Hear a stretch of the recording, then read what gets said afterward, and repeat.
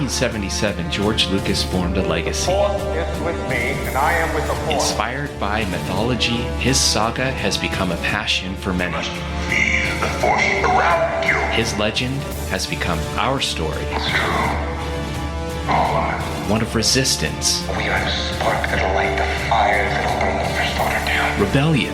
Rebellion is built on hope. And redemption. I am a Jedi, like my father before me. This is Star Wars Reactions. Remember, the Force will be with you, always. Well, hello, everybody, and welcome. Welcome back to Star Wars Reactions. It has been a long time, but we're back. We are good to go, and we're ready to talk some Andor. So let's not hesitate to get this party started. My name is Aaron Harrison. Joining me is my partner in crime. He is the Bays to my Sherwood, the David Motters. David, brother, how's it going? It is going. I'm ready to react. Miss recording with you. We did a random chatter in September, but you and I've been prepping. We've been getting stuff together, but also, holding down the home fronts. But really, always excited to get back on with you, buddy. Ready to record, talk some Andor, and I've got a psychology corner for everybody at the end. Awesome. Yes, it's good to be back. I know when we did our random chatter, which was our return episode from our summer hiatus, we were good to go. We were just going to power through with Andor the following week, and we ended up with Hurricane Ian in our neck of the woods. So that kind of rearranged our lives a little bit. Mm-hmm. And I know at work, I'm still dealing with the repercussions of that. So it caused a delay, and we appreciate everybody just kind of bearing with us under the circumstances. I know several of y'all reached out to me and to check on David and I to make sure we were okay. And you have no clue how much that means to us. We definitely appreciate that. And we were a couple of the lucky ones. Came through pretty unscathed in a matter of speaking. But we were blessed and are thankful for that. But we know a lot of people who weren't, and there are a lot of people still dealing with destruction and homelessness and lack of power, lack of supplies, and a lot still going on down here in the Sunshine State. So as you go through your days, keep the state in prayer. And it's not just the West Coast where it made landfall, which is all you see on TV, Fort Myers area, but it's the Fort Myers and area. It's clear across the state, up through Polk County where I live, over to the East Coast to the Daytona area. I mean, all of that was just wrecked by the storm, and so keep them in your thoughts, prayers, and well wishes. And there's a lot of people that need help, and they could use all they can get. That's right, buddy.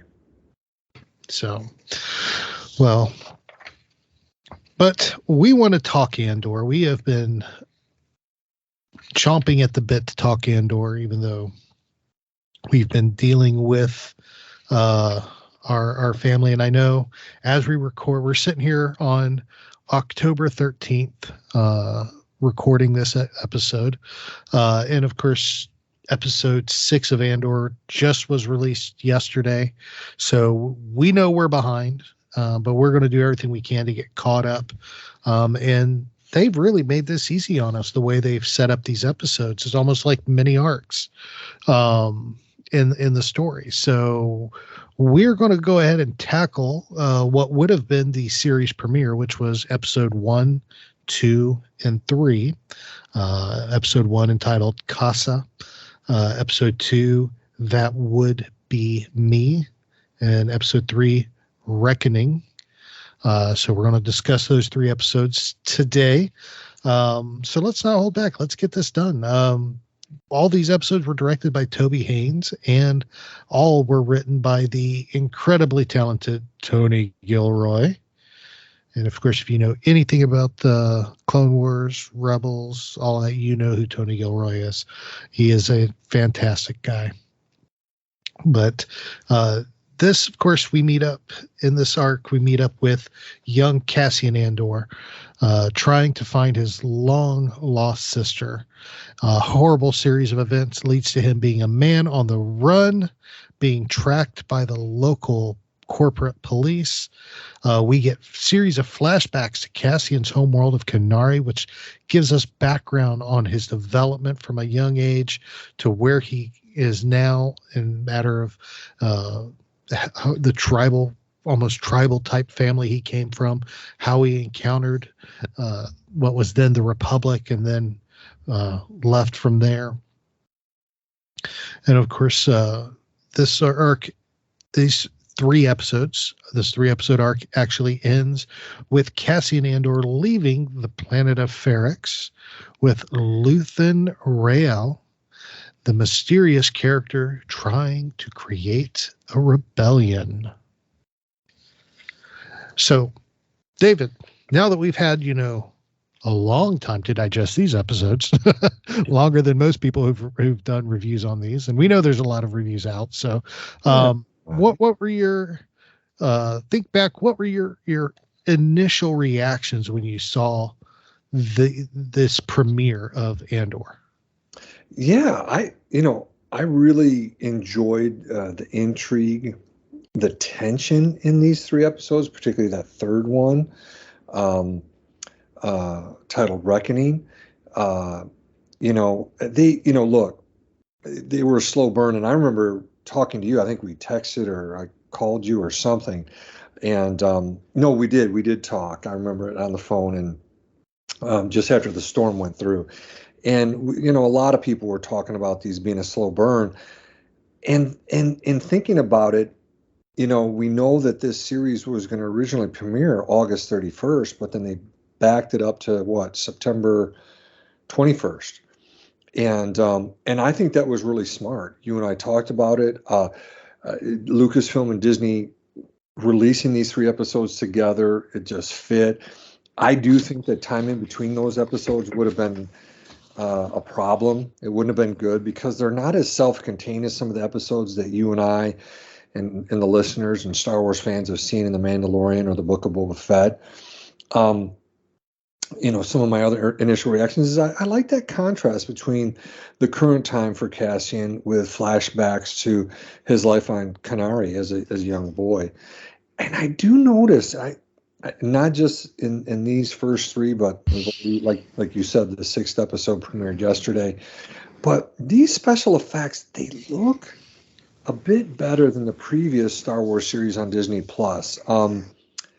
I do think because of the locales that they're in. Obviously, some of those locales, when you see, in the second 3 episodes in particular, second set of 3, just look incredible. But overall, it's looking great. I got a kick out of B2. Some people like them, some don't.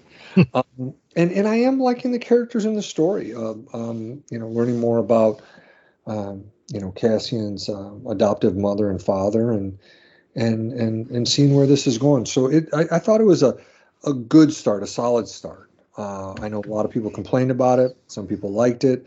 But overall, I thought a good start. Not great, but good. Absolutely. I definitely have to agree with you on a lot of what you said there and echo those sentiments for my initial reactions. It was compared to the other shows we've gotten, Book of Boba Fett, Mandalorian in particular.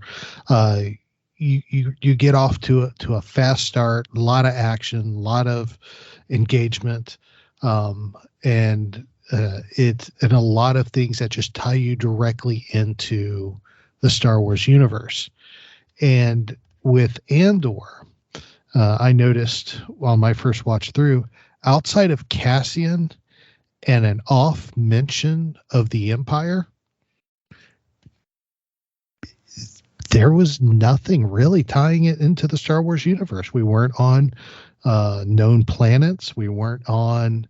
Eventually we did see Coruscant, but it was a very.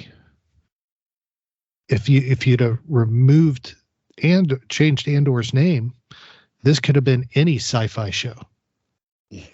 Essentially, which I found very interesting.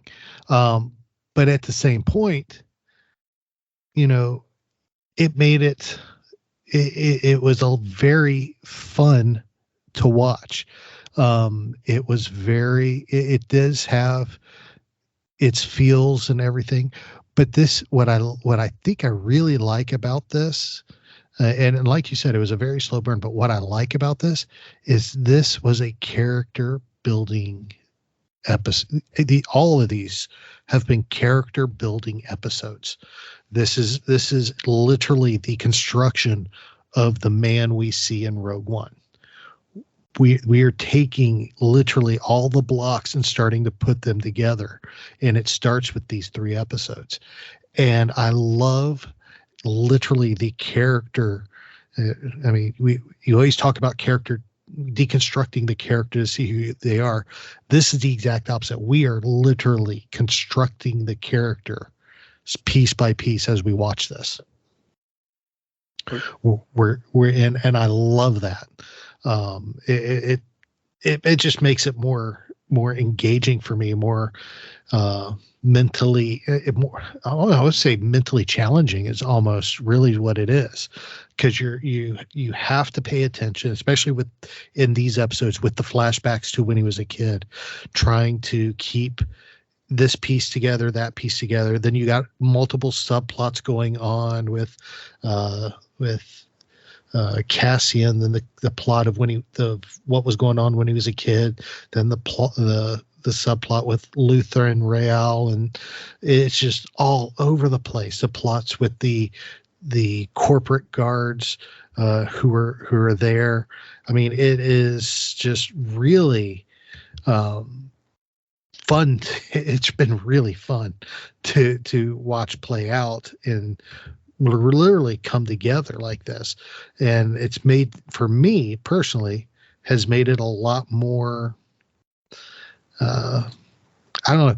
It's not your normal Star Wars by any stretch of the means. You don't have the Force. You don't have lightsabers. You don't have some random Jedi in hiding. This is literally straight people of the galaxy, which is literally what they sold us on Rogue One. Mm-hmm. And this is what we're seeing, a continuation of that. And I think, and trust me, I know I've talked a lot of my personal friends here in town, and I've talked with them, and they don't like. They don't like it. Mm-hmm. They don't. More power to them. Everybody has their likes and dislikes, and I respect that. Me personally, though, I have enjoyed this because it is very much a character-driven piece rather than an action, a character building driven piece rather than a action fighting mission type thing. The whole purpose of these is to grow the character. Yeah, and I was just going to piggyback on what you said real quick, that I do listen to some other Star Wars podcasts, and as you said, I've talked to some friends and talked to friends and in our respective hometowns, and sometimes what I hear people say, whether it's Star Wars animation or some of the live action Star Wars shows that you've heard Aaron and I cover, you'll hear people say, "Oh, I wish I would have had more time with that character. Oh, I wish I would have got more backstory." It's like, well, you're getting it here. Mm-hmm. Like you said, like Aaron said, it's the opposite of not getting enough. Tony Gilroy is really taking his time and making sure you get to know these characters and see their development. Exactly. And that's one thing, you hear Cassian Andor in Rogue One telling Jen Erso, I've done things for this rebellion I've that you can't imagine, Right. and things in his life you just can't imagine. And we're seeing it. We see him kill security guards. We see him, eventually in the next arc, continue with this mission that Lutheran sends him on at the end of this arc. So we're going to see in this series, and not only in this season, but even more in next season, the man that Cassian described himself as to Jen. We're going to see the decisions he made, the triggers he pulled. We will see the people he killed, and we will see the damage he caused. And when they were talking in the hangar on Yavin 4, we're terrorists, we're bombers, we're saboteurs, we're assassins. That's who they were. That's who all those volunteers were. But they had that common belief in the cause.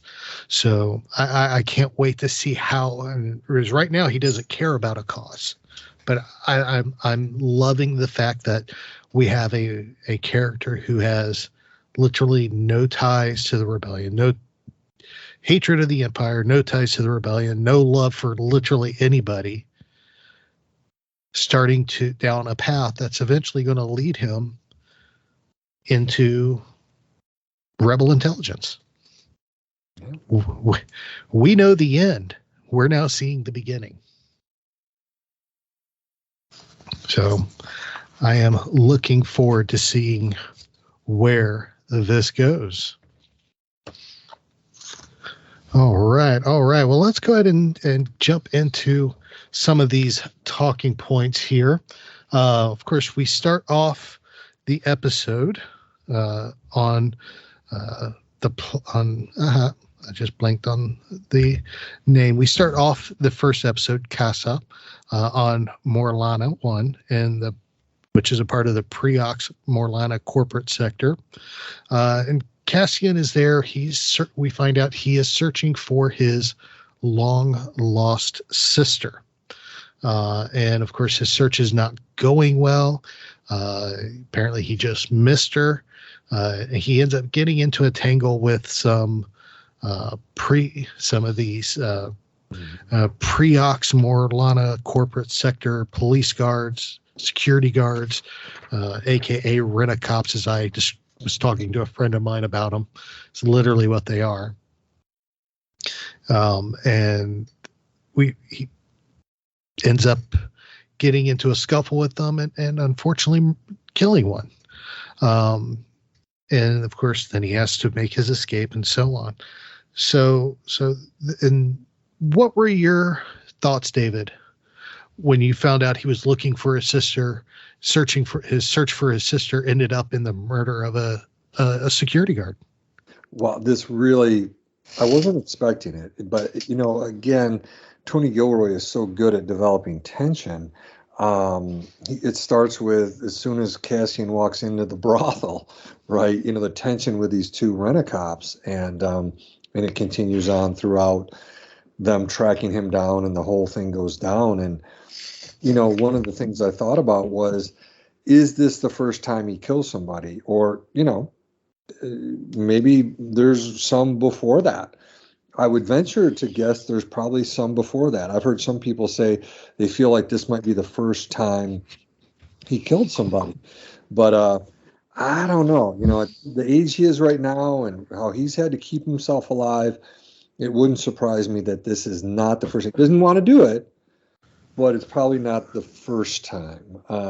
But I've heard some of Tony Gilroy's interviews about the series, and he says, how does this guy go from the things he does to the, like you said, in Rebel Intelligence, and we're seeing him do some really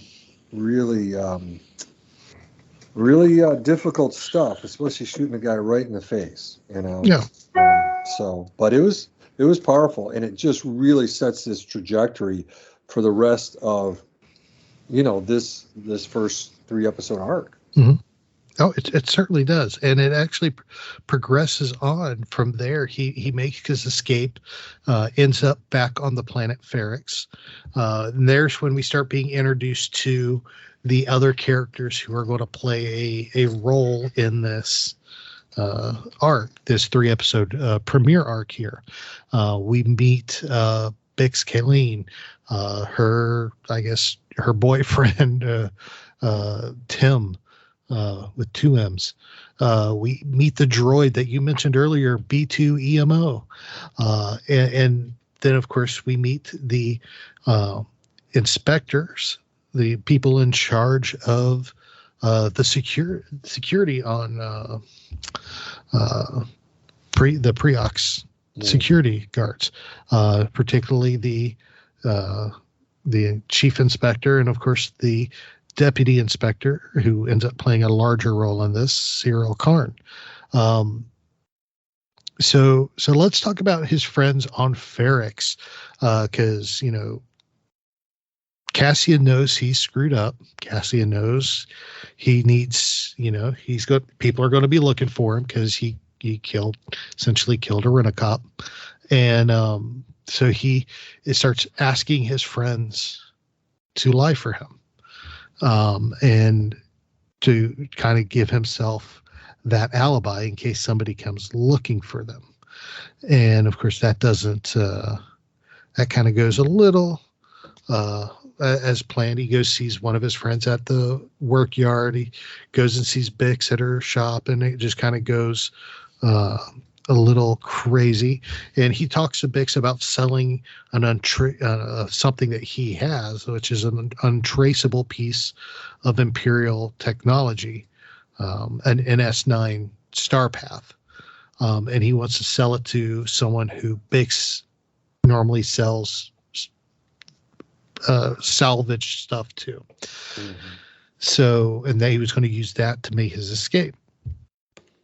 So what were your thoughts, David, on Cassian's friends on Ferrix?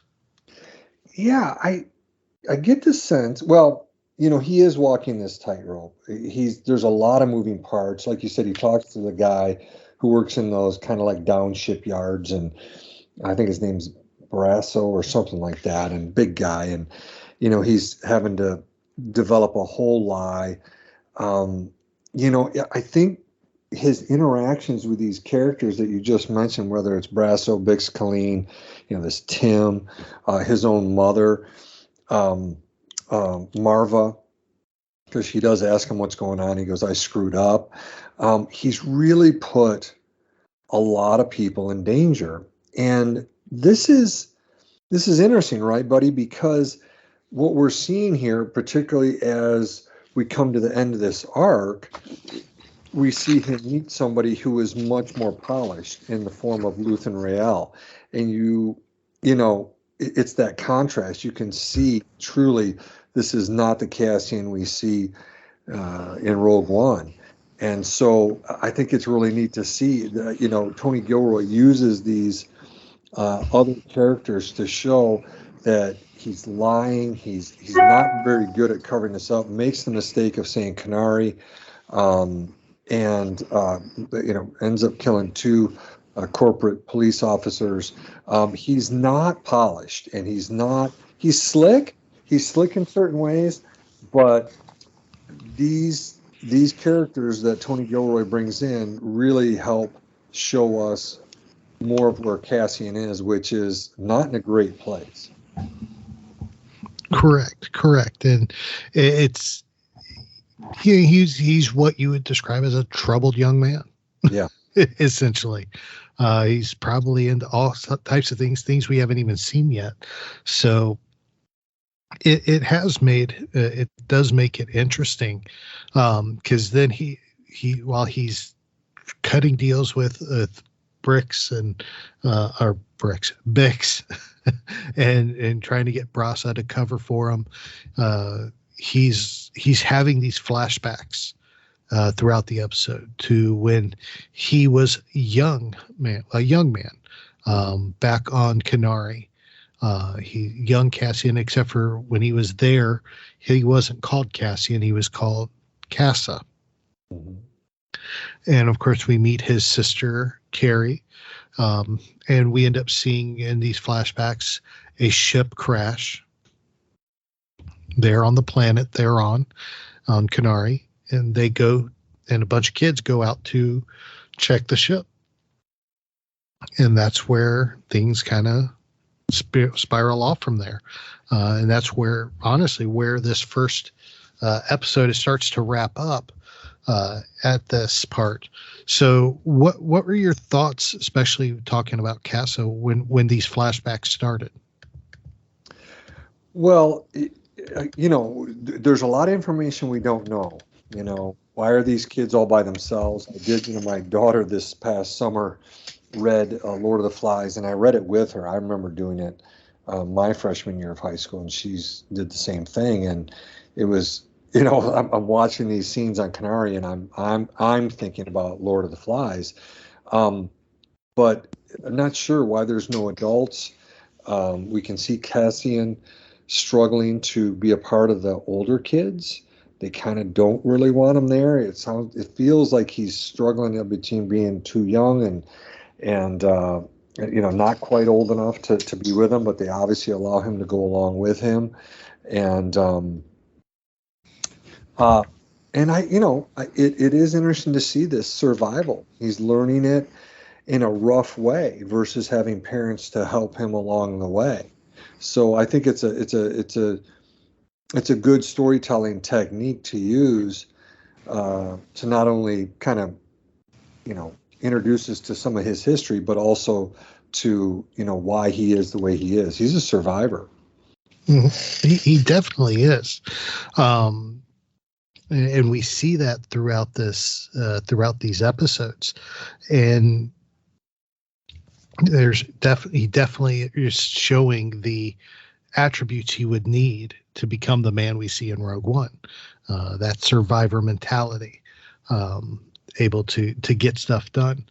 Now, going back to Cyril Karn, as we wrap up Kassa and get ready to go into episode 2, we see, of course, the head inspector leaving Cyril Khan in charge, telling him not to worry about the murdered troops, just say it was an accident because of where they were killed and everything.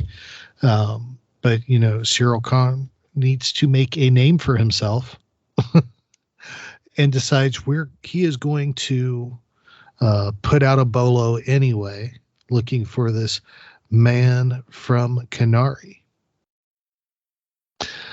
which then gets the ball rolling to everything that we are about to discuss that came out in episode 2. That would be me. See, that would be me. Me.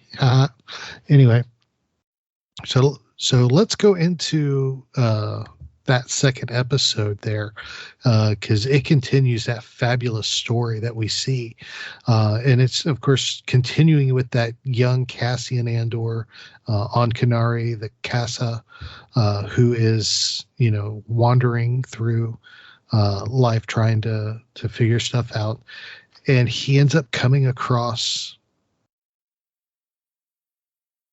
basically his planet being strip mined, and there's a scene where he's literally standing on the edge of an abyss, looking literally at just the machinery down below in this massive pit. There's the stair-stepped layers down as you would, and basically just where they are just mining this planet for their resources. How did that make you feel? What were your thoughts when you saw that? Well, I immediately thought of a number of Star Wars books that I've read. I think about the EU.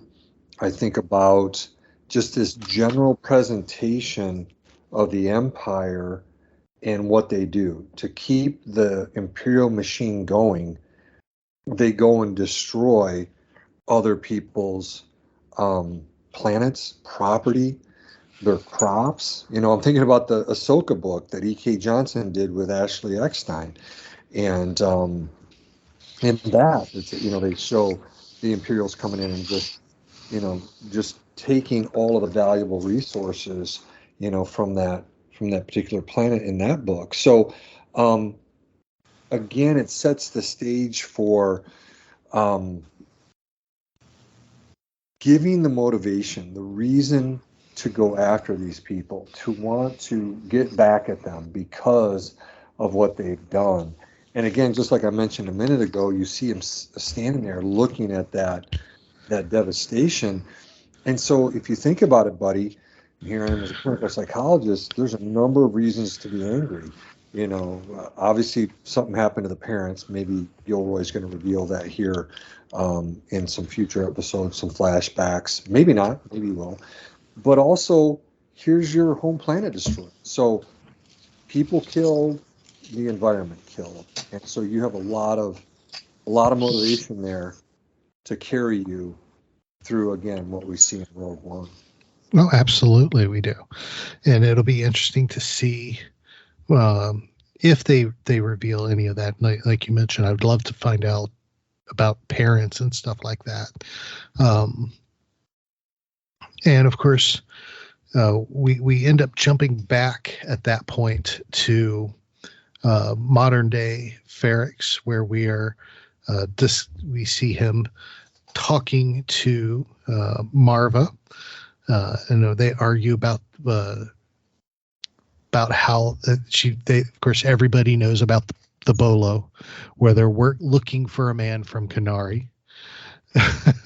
And of course, she knows he's from Kenari and is upset trying to figure out how many people she told he was from Kenari. And of course, doesn't, they have that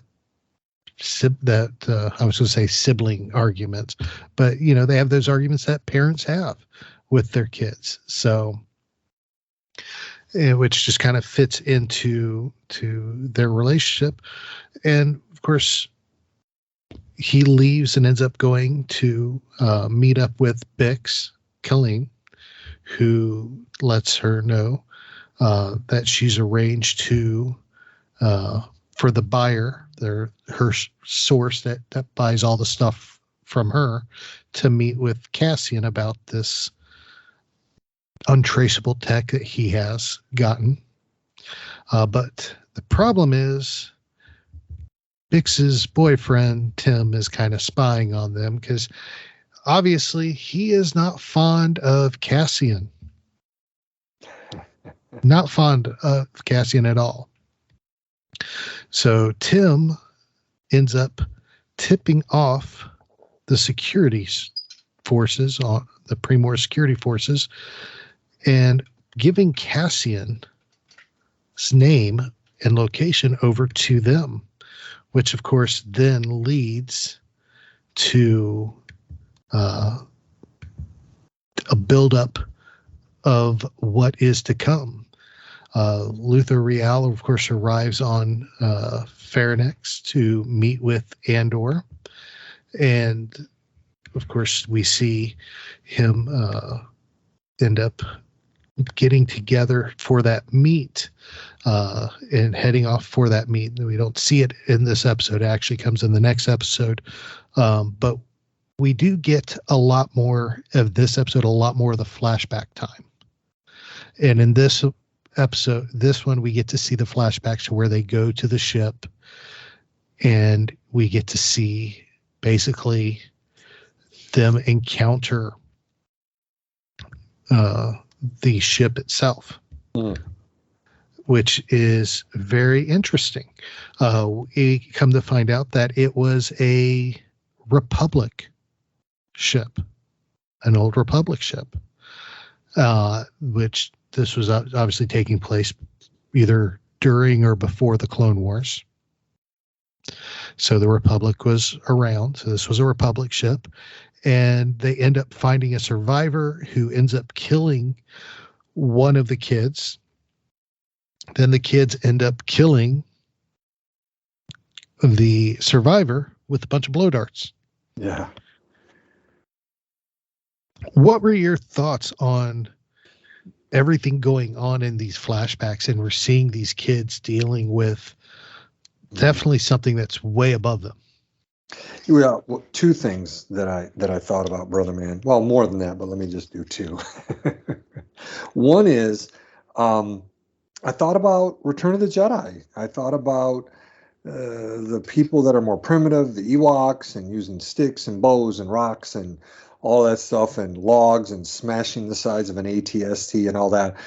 And that's what I thought about with the blow darts and stuff, and kind of the less sophisticated people taking out the quote unquote more sophisticated people in the particular scene. So I thought about that. I thought about technology versus nature. That was one of the first things I thought about when I saw that scene.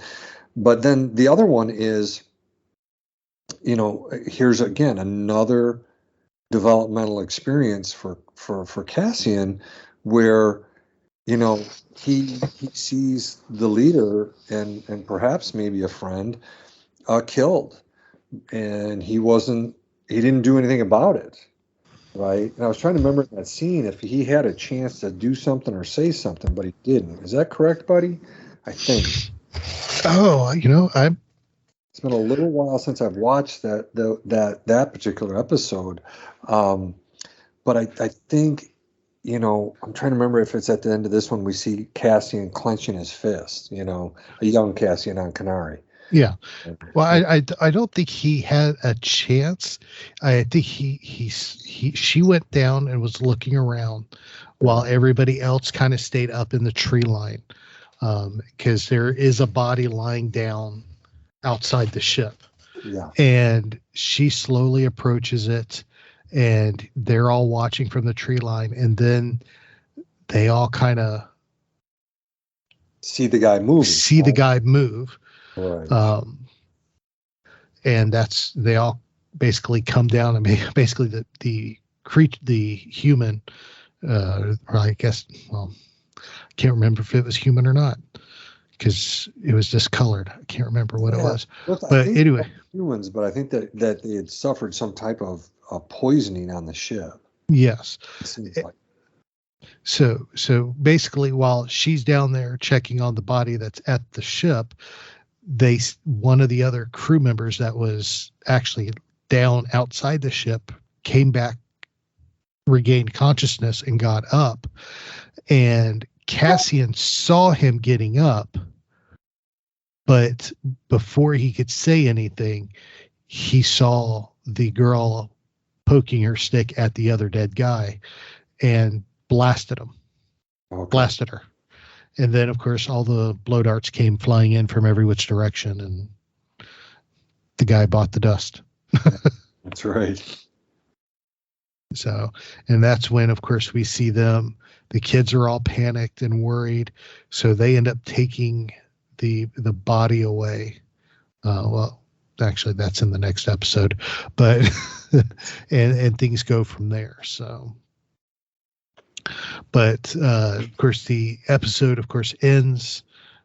This episode, of course, ends with Andor going off to meet Luther and Rial, while Cyril Karn is bringing his security troops from the first planet, Primora. I just blanked on the name. Yeah. It is the Morlana 1 at the Preox Morlana corporate sector. So Cyril Karn is bringing troops from Morlana 1 to Ferrix to pick up Cassian. And that's where this episode wraps up. So we got one more episode in this arc to talk about, of course, Reckoning. So we want to go ahead and jump into that. Before we do, we're going to take one quick break, and we will be right back. Welcome back, everybody. Aaron and David here. We are going through the first 3 episodes of Andor, what would have been the series premiere. And of course, we're on to the 3rd episode, Reckoning, which to me actually is what brought this literally together. I loved this episode. Of the first 3 episodes, this was probably my favorite because it tied up a lot of the stories we were seeing play out in the first 2 episodes. So the episode, of course, opens up with young, of course, is getting going. We have young Cassian, of course, going. We still see more of his story happening, and we see more of the of what's happening in present. Well, what would be present day. But it opens up with young Cassian Andor after that leader was killed, and the kids take the body away, sneaking into that Republic ship. And he ends up going around, and he's seeing stuff that he's never seen before. The metal hallways, the decks, the wall panels, the interior lighting. This is all technology that's completely new to him. And of course, because it's a crashed ship, we have, static charges and sparks coming out from where, the ship is damaged. We have dead bodies lying around. And during this time, he ends up exploring around the ship. 2 people end up showing up to salvage. And now, if you've watched it, this all just doesn't happen at once. I'm going through the flashback, then we're going to go through the present day part. So we end up getting 2 adults that show up, which ends up being Marva Andor and her husband Clem. And they show up to try to salvage stuff from this downed Republic freighter. And they end up finding Andor, or Cassian, Kassa, what he's called at this point, who is, of course, trapped on that ship because they came in behind him. Well, they know that if he stays, he and his people, of course, will be probably wiped out by the Republic because they're responsible for the death of Republic crew. Because remember, they shot them all with blow darts. So they end up, for some reason, they end up sedating him and taking him with them. Okay. And of course, that's how we find out. That's how Marva became Cassian's mom. That's right. And that's how he became Cassian Andor. That pretty much wraps up all the flashbacks at that point.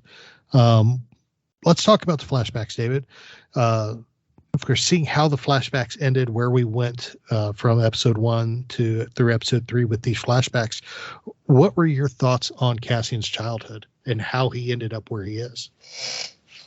Well, here we see, something that, people have heard Aaron and I talk about quite a bit, and it is one of the major aspects of Star Wars. We talk about the mythology and so on, but another major aspect is found family. And I've heard some people say, what do you think about, her drugging him and taking him away? It's weird if you use different terminology, Aaron, right? If you say, well, she drugged him, or do you say that, she sedated him for in his best interest to get him out of there so he wouldn't be killed? Because like you mentioned, if the Republic gets there and they see all these blow darts, who knows what the Republic's about at that time? Because again, depending on the timing here, we see kind of the separatist symbol on the ship. So it could spell certain doom for Cassian. So, I see it as him having, found family, 2 adults intervene for him and save his life. And, but even so, it doesn't mean he didn't experience all those hardships at that time. Something that I've talked about on previous episodes with Aaron and within my psychology corner is post-traumatic stress disorder. All those kids are traumatized, particularly if the parents were killed by Imperial troops or some type of, mining accident related to the picture, that scene that Aaron was talking about a little bit ago, where we see Cassian standing in front of that huge a gaping hole in the planet that had been mined. But there's trauma there, and Aaron and I mentioned it again just a few minutes ago. He's a survivor, and so even though there's trauma, he's a survivor. He's fortunate to get off the planet, and to me, it looks like he ended up with a mother who truly cares about him. Well said. Absolutely. I like how you word that. Because that's one thing Star Wars has been about family, and we see him earn. He lost his sister, but he gained a new family. So now he's looking for his sister. So I love how you worded that and how you said that. Very well, very well. So let's jump into present day Ferrix. Of course, we continue in. We have Luther Real making his way to meet Cassian to buy the piece, and we have, in the meantime, while that meeting is getting started and getting going, we have the Premiere security squad being led by Cyril Karn arriving on Ferrix and splitting up through the city. And of course, they are looking for Cassian, and they end up at Marva's home, look to talk to her, and they are looking all over for Cassian, and they end up finding him while he's meeting with Luthen Rail. Have I been calling him Lutheran all this whole time? No. In fact, I've listened to a number of podcasts, and boy, oh boy, did they get the planets wrong, the names wrong. It's easy to do. I'm not blaming them, because you and I, same thing here. I'm just trying to get the names right. So no, it's Luthen, and you've been doing really good, buddy. Okay. I just wanted to make sure I didn't have to shout out Carabas real quick. Because we've been doing good. I haven't had one yet. That's right. So, it happens. So, side story, the video I released about us being delayed for the hurricane, that release was actually the second video. The first one had so many Carabas moments in it, I just couldn't release it. to the point that I'll have to see if I still have. If I have it, I'll send it to you, David.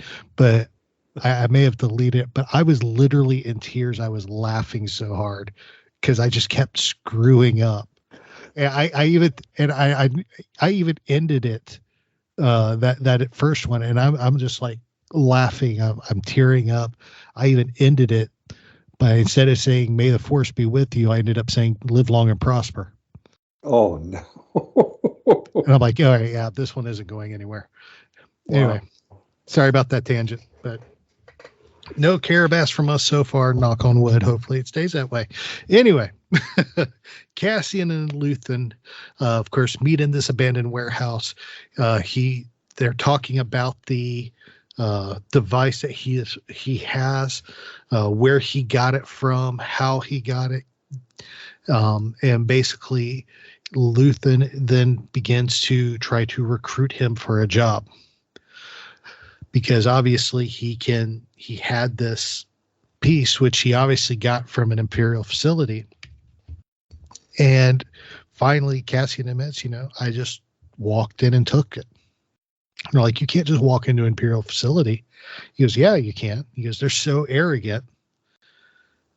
They don't think you would have the guts to just walk in to their place and take their stuff, which is exactly what he did. So of course that impressed Luthen so much, it was time to recruit him.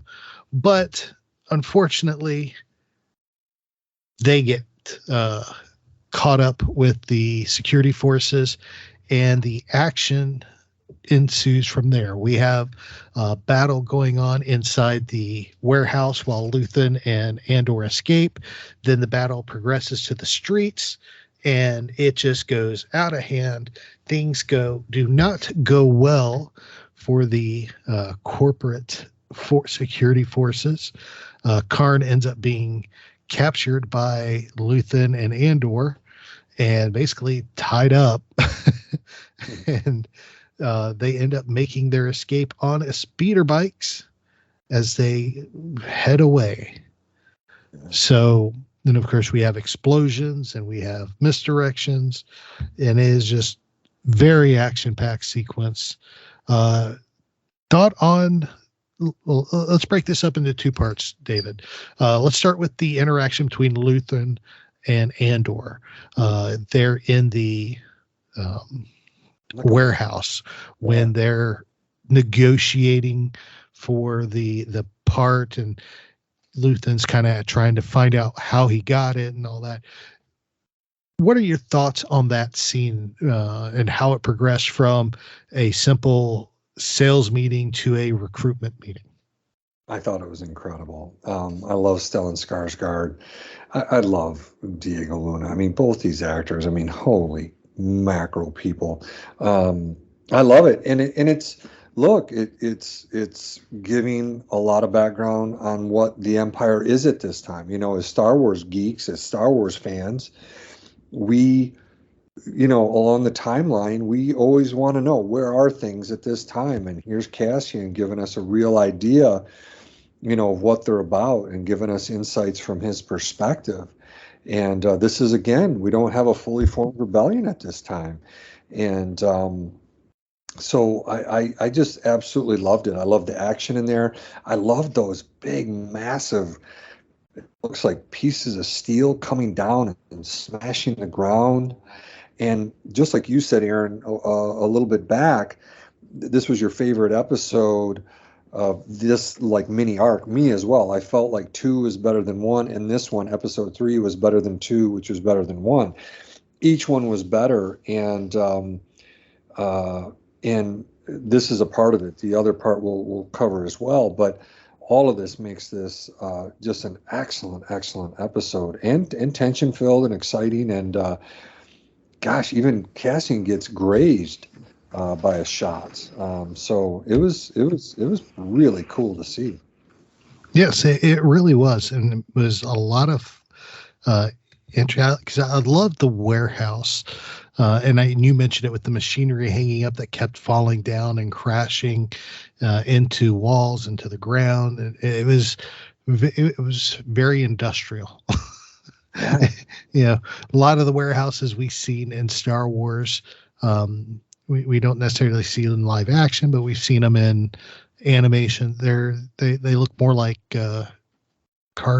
they look more like the warehouse at the end of Raiders of the Lost Ark, which is tons of boxes piled everywhere. And somewhere in there is the Ark of the Covenant. That's but right. This is literally giant machines just hanging there, pieces of machines, parts of machines, and it's very industrial, and I like that about this.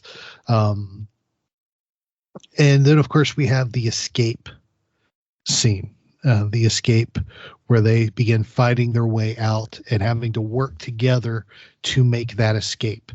Two people who just met, who really don't know each other that well, but their only connection is, we got to get out of here. Which that made for an interesting escape, because you got two people that really don't know each other. They don't know how to read each other. They don't know how to, but they're having to trust each other to a certain extent to get them out. And I loved how that worked out in their favor here. Talk to me about their friendship, David, and about their, well, not necessarily friendship, but their relationship going through this escape, how they were just kind of thrown into the fire together. Well, it's what I mentioned earlier. We in Cassian's interactions with Bix and Tim and, you know, his mom, Marva, Brasso, all these people on Ferrix, you realize how much he's struggling to really be polished as a real true spy or a part of a rebel cell. He's not there yet. And what I found very interesting, and another reason why I really liked that scene in the warehouse and their relationship, is you see Luthen, he's already starting to teach Cassian how to be a spy, right? What does he say? You know, I set these charges, you know, on the way in. never go in someplace where you don't know a way out, and also don't have any tech on you that you don't control. Remember, he grabbed that comm from Cassian and smashed it. So I thought that was really cool. It's almost like, instead of maybe a friendship, right, brother? It seems like almost him trying to be, even starting the inkling of being a somewhat of a mentor to Cassian. Yeah. Very good. Very good. So, all right. Well, that pretty much brings us up to the end of the episode there. Of course, they end up fighting their way through and end up making their escape. They end up using a distraction with a speeder that ends up blowing up, and then they take off on another speeder the opposite direction, and kind of leaves the team of security guards pretty much in disarray. Serial Karn is pretty much shell-shocked, essentially. And it pretty much ends with Cassian and Luthen speeding away on their bike, getting on board Luthen's ship, and flying away. Yeah. All right. So let's talk about the security forces here, and of course, especially Serial Karn. He was such a vital, he was very much, I wouldn't say a vital character, but he was a principal character through these 3 episodes. And his arrogance, we see get the best of him ultimately here at the end of the episode, as his troops are wiped out, and he's basically left with an unknown quantity of dead troopers, and he is literally left in the dust. What are your thoughts on just the character of Serial Karn? The way this is setting up, and of course you and I have seen the next 3 episodes as well, but this guy, I wonder, Aaron, if when it's all said and done, that this guy steals the show in terms of being perhaps one of the most interesting characters in this series. I don't know that, does he surpass Andor? You got me thinking about something as you were describing that scene. He is literally left in the dust. His face, the way that the actor portrayed that, just shell-shocked, and it is just a cluster. What a mess up. And you got me thinking, buddy, he isn't polished either. Cassian's not. He is not. He doesn't know how to do this. He gets tied up within 5 seconds by Cassian and Luthen. He has to have one of his fellow corporate police officers get him untied. He comes out. Things get blown up. People's lives are lost. Blown up half the town. And just, I'm curious to see if we see him get more polished in his pursuit of Cassian. So I find this character incredibly interesting. And I said it at the beginning of this.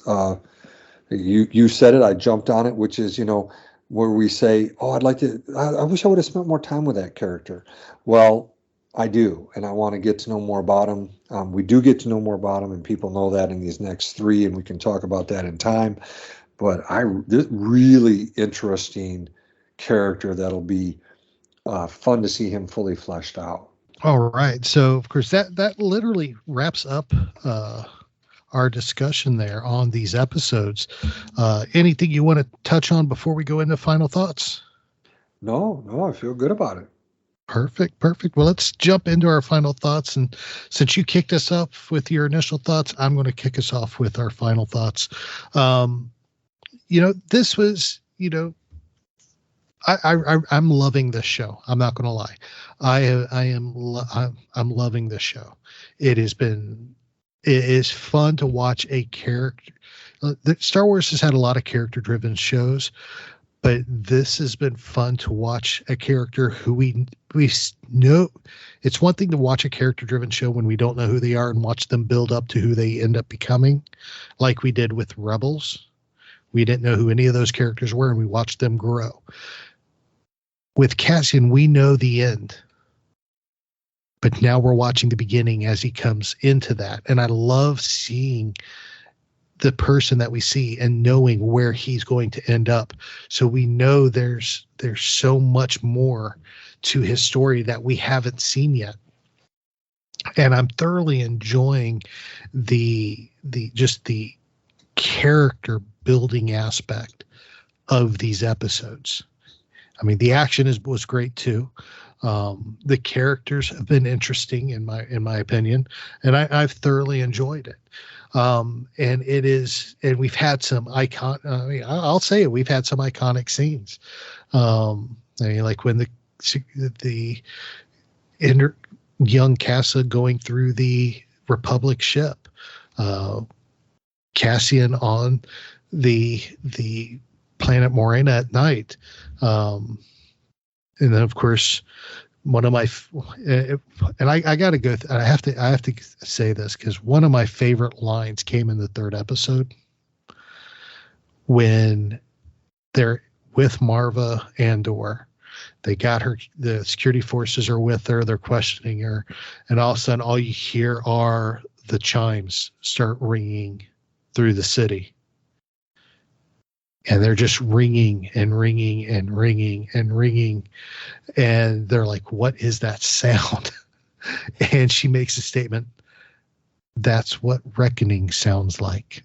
And then it stops and the place goes crazy. So it's really, I loved that line. But I really enjoyed this. I thought it was fun. It was a bit slow to start off with. I'll give a lot of people complain about that, and I understand that. It was a slow burn to get going, but I think as it got on, it picked up, and I think we're going to continue to see it picking up as we go forward. So I enjoyed it. What are your thoughts, David? Yeah, just like I mentioned in my opening remarks, I just, as you know, hindsight's 2020, but looking back at it, I am really thankful that they released these 3 episodes together, not a week in between, because that wouldn't have worked well. They work well together, basically to form. I called it the Escape from Ferrix arc. That's what it really feels like.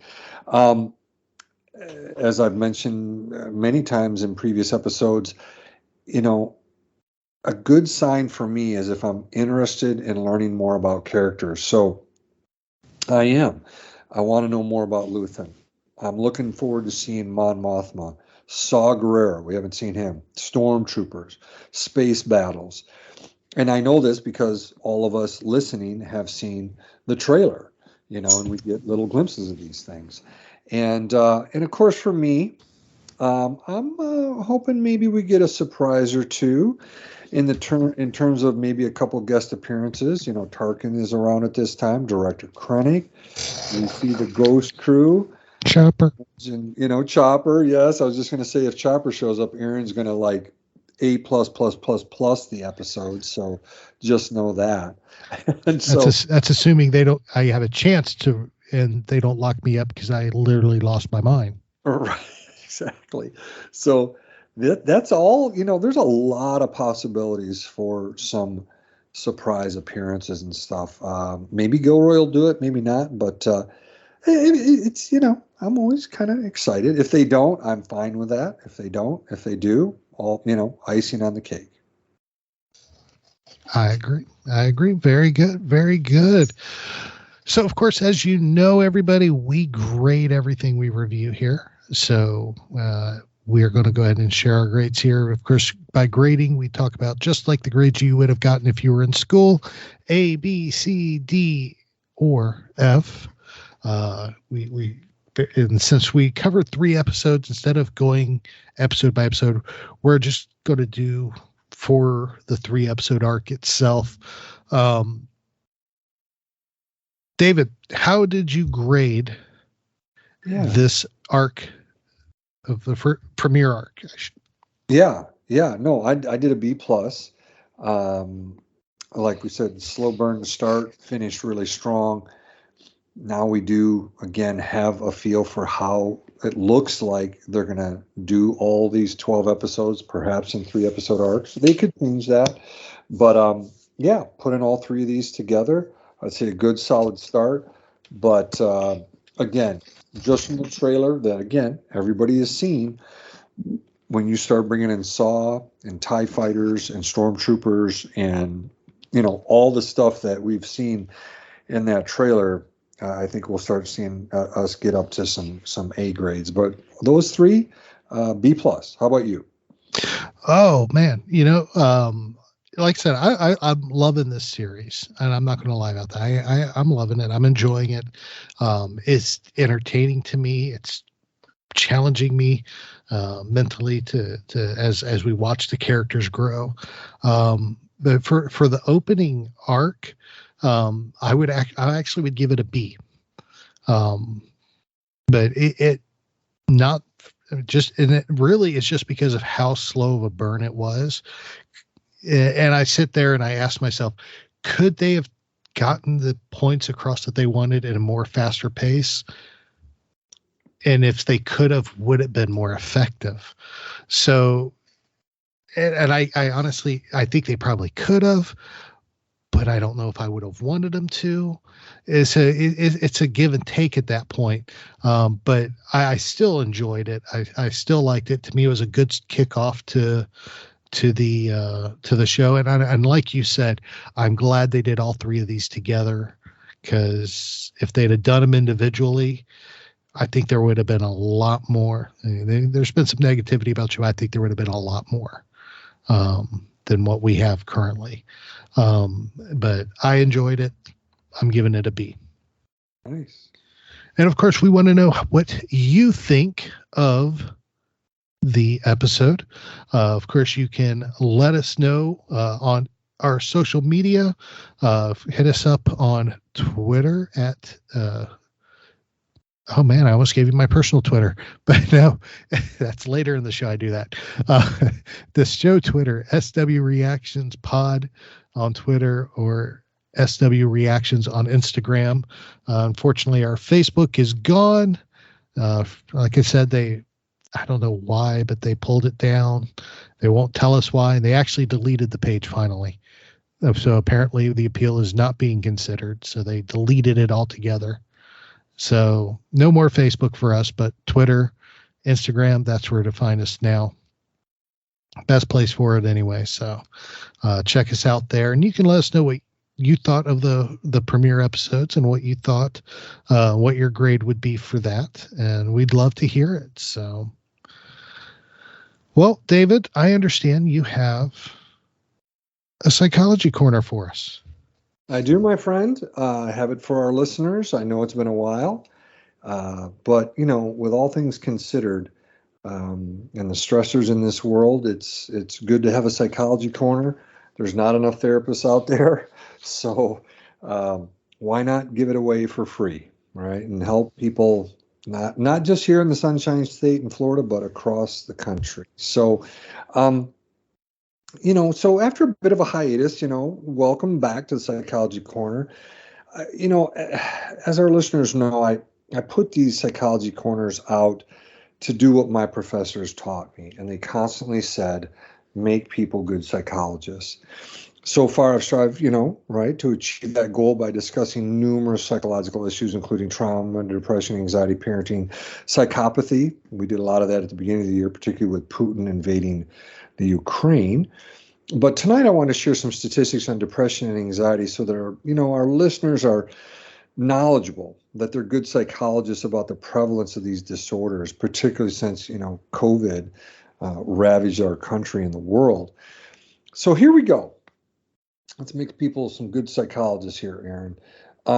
So the rates of anxiety and depression, among U.S. adults were about 4 times higher between April 2020 and August 2021 than they were in 2019. Okay, so let's take a look. So January through December of 2019, again, this is pre-pandemic, right? Everything shut down March 2020. So January to December 2019, anxiety rates were 7.4 to 8.6%. All right. Now, in April 2020 through August 2021, the anxiety rates went up to 28.2 to 37.2%. Okay. Now, let me talk about depression. Going back to January through December of 2019, pre-pandemic, depression rates were roughly 5.9 to 7.5%. Fast forward to April 2020 through August 2021, and depression rates went way up to 20.2 to 31.1%. And all this data is from the National Center for Health Statistics and also from my APA monitor. And I'm going to continue to build off of this data in the next episode of Star Wars Reactions. They're going to have another psychology corner, so I'm not skipping. I'm going to jump right into another one, so please tune into that. But I just wanted to set the stage for what we're seeing in this country. So this is some of the most recent data we've got, but that increase in anxiety rates and depression rates is unreal. And in fact, just quick update, today at my office, we had a behavioral health meeting with all the behavioral health staff, and the referral rates from all of our primary care docs, we have seen no decrease. In fact, it's continued to increase for therapy and behavioral health interventions, and we just don't have the staff to meet all those needs. And so, again, bringing our listeners up to date, Aaron. And like I said, in our next episode, hopefully we'll get that out pretty quickly. I'm going to piggyback off what I presented tonight. Very good. Very good. All right. And of course, if somebody has questions for you about your psychology corner, or if they just want to talk Star Wars with you, how would somebody go about doing that, David? Absolutely. Twitter is the best way. That's at David_Modders, Modders. As I always say, there's an S on the end. And also at Instagram, just put my name in, David Modders, and you'll find me. There you go. There you go. And of course, if you do want to talk Star Wars with me, the best place to do that is Twitter at TA Harris 121079. And of course, that's definitely the best place there. So that's I'm always there, always the best way to get a hold of me. So of course, David, life wouldn't be complete on Star Wars Reaction if we didn't end it with our Star Wars dad joke of the week. Oh my gosh. That's right. I gotta do it. So let's go with this one. Are you ready, David? I'm ready. All right, here we go. What goes? Thump. Oh, okay. What goes? Thump. Forgot the thump at the end. Oh, dump. Okay. Yeah. Thump. Okay. Give up. I give up. An Imperial officer laughing at Vader. Oh.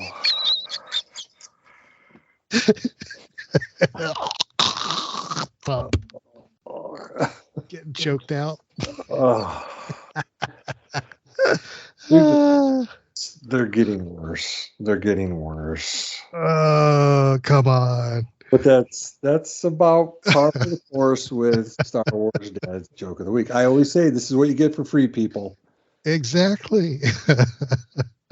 Oh, buddy, this has been a blast, my man. I'm so glad we're back behind the mic. Oh, absolutely. Always fun to record with you, brother man. Absolutely. It's good to record with you. Everybody, thank you so much for joining us. We appreciate each and every one of you. Y'all are the best. Y'all the best listeners out there. We appreciate each and every one of y'all. We're praying for y'all. Wish y'all the best. Be kind to somebody. And like I said, remember everybody in the Sunshine State as we all recover from Hurricane Ian. And a lot of us will be for a long time. So we appreciate y'all.